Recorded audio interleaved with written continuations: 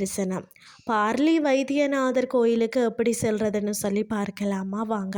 12 ஜோதிர்லிங்கங்களில் ஒன்றான பார்லி வைத்தியநாத் கோவிலில் மகாராஷ்டிரா மாநிலம், அதாவது பேட் மாவட்டத்தில் உள்ள பார்லி நகரில் தான் அமைந்திருக்கிறது. அதாவது மூலவர் வைத்தியநாதர், அம்பிகை தையல் நாயகி, தீர்த்தம் பார்த்திங்கன்னா பரளி தீர்த்தம், சூரிய தீர்த்தம், மற்றது கங்கா தீர்த்தம்.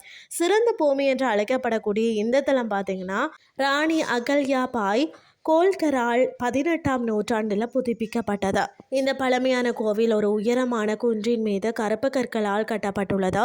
இங்குள்ள ஈசனை பார்த்தீங்கன்னா பக்தர்கள் தொட்டு அபிஷேகம் மற்றதை வழிபாடு செய்ய அனுமதிக்கப்படுகிறார்களாம். இங்குள்ள ஈசன் நோய்களை தீர்க்க மருத்துவராக அருள் பாலிக்கிறாராம். மற்றது பார்த்தீங்கன்னா ராவணனுடன் தொடர்புடைய மிகவும் பழமையான மற்றது சக்தி வாய்ந்த கோவிலாகவும் இது இருக்கிறதாம். ராவணன் சிவனிடம் வரம் பெற்ற லிங்கத்தை காசியில இருந்து இலங்கைக்கு கொண்டு செல்லும் வழியில அதை தூக்கி செல்ல முடியாமல் பார்த்தீங்கன்னா ஒரு இடத்துல வச்சிட்டாராம். மீண்டும் எடுக்க முயன்ற பொழுது முடியாமல் போகவே இங்கு சிவலிங்கம் நிலை பெற்றதாக புராண கதை கூறுகிறதா. இங்கு ஈசனுக்கு அமிர்த அபிஷேகம் செய்யப்படுகிறதா. இங்குள்ள ஈசன் பார்த்தீங்கன்னு சொன்னா சாலக்கிராம கல்லால் ஆனவராம். கோவில் பார்த்தீங்கன்னா கற்களால் கட்டப்பட்டு ஒரு கோட்டை போன்ற அமைப்பை கொண்டுள்ளதா. அதாவது சக்தியவானும் சாவத்திரியும் இங்கு வாழ்ந்ததாக கூறப்படுகிறதா. புகழ்பெற்ற சக்தியவான் சாவத்திரியின் கதை தான் இங்குள்ள நாராயண மலைப்பகுதியில் தான் நடந்ததாகவும் சொல்லப்படுகிறதா. அதாவது மூலவர் விமானம் இரவிலே அற்புதமாக காட்சி தருகிறதா. நீண்ட படிகள் மற்றது பிரமாண்டமான நுழைவாயில கிழக்கு நோக்கி கோவிலுக்கு தெற்கு மற்றது வடக்கு திசைகளில் 2 வாயில்கள் இருக்கிறதா.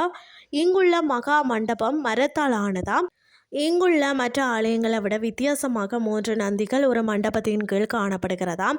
முன் மண்டபத்தில் பார்த்தீங்கன்னா வீரபத்ரர், காசி விஸ்வநாதர் மற்றது லக்ஷ்மி தேவியின் சந்நிதிகள் இருக்கிறதாம். வெளி பிரகாரத்தில் பார்த்தீங்கன்னா இத்ரயம்பகேஸ்வரர் மற்றது வருணேஸ்வரர், கிருஷ்ணேஸ்வரர், குபேரர் சந்நிதிகள் என பல சந்நிதிகள் காணப்படுகிறதா.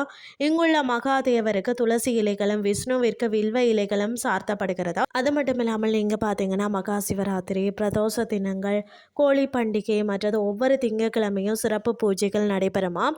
விஜயதசமி திருவிழா மிகவும் விசேஷமானதாக கொண்டாடப்படுகிறதாம். எப்படி செல்றதுன்னு சொல்லி பார்த்தீங்கன்னா கோவிலுக்கு அருகில் இருக்கக்கூடிய ரயில் நிலையம் பார்லி 2 கிலோமீட்டர் தொலைவில் அமைந்திருக்கிறதா. அங்கிருந்து ஆட்டோவிலையும் செல்லலாம். மற்றது அக்டோபர் முதல் பிப்ரவரி வரை உள்ள குளிர்காலம் மற்றும் பார்த்தீங்கன்னா சிராவண மாதங்கள் கோவிலுக்கு செல்ல சிறந்த நேரங்களாகும். இன்றைய கஸ்டி உங்களுக்கு பிரயோசனமாக அமைஞ்சிருக்கும் என்று சொல்லி நான் நம்புகிறேன். இதே மாதிரி மற்றும் ஒரு கஸ்டியின் வாயிலாக உங்களை சந்திக்கிறேன். நன்றி.